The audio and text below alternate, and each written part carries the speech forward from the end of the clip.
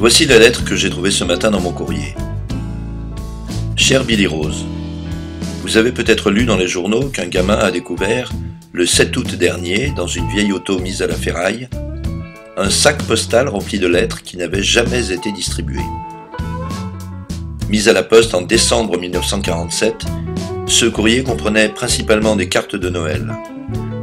La poste les fit parvenir dès le lendemain à leur destinataire. Or, parmi ce courrier se trouvait une lettre de ma femme, postée à Cleveland, dans l'Ohio.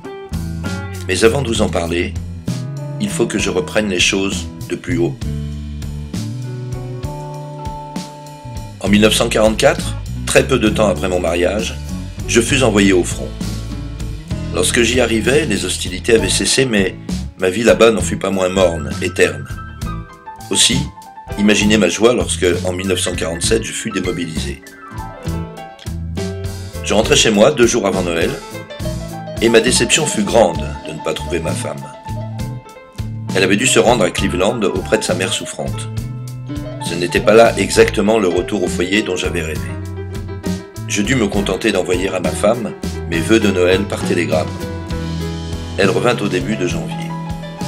Au cours des années qui suivirent, plusieurs événements heureux nous arrivèrent. Un fils, une belle situation.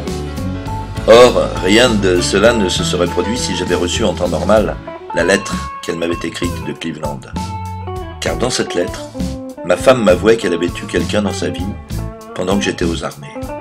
Rien de sérieux, une simple passade à laquelle elle s'était laissée aller parce qu'elle supportait mal sa solitude. Et si je ne désirais pas la voir revenir, ajoutait-elle, elle le comprendrait parfaitement. Lorsque le facteur m'a tendu cette lettre, il y a une quinzaine de jours, j'étais tellement intrigué que je l'ai ouverte aussitôt. Et tandis que je lisais, j'entendais à l'intérieur de la maison le ronronnement de l'aspirateur et, à l'étage au-dessus, le chahut que faisait mon fils. Si j'avais trouvé cette lettre à mon retour du front, nerveux comme je l'étais, j'aurais sûrement rompu notre union aussi vite que la loi m'y autorisait. Mais là, sur le seuil de notre maison, je me suis mis à penser aux 3 années heureuses que nous venions de vivre et aux quelques 30 ans qui nous attendaient. Sans compter que moi-même, je ne me suis pas toujours conduit comme un saint. Ce soir-là, en sortant de mon bureau, je suis entré chez un bijoutier et j'ai acheté un bracelet enrichi de petits rubis. Lorsqu'après le dîner je l'ai offert à ma femme, elle s'est exclamée « Tu fêtes Noël en plein été ?»« Tu ne croyais pas si bien dire, ma chérie, lui ai-je répondu. Et je lui ai raconté comment je venais de recevoir, avec 3 ans de retard, sa lettre de Cleveland.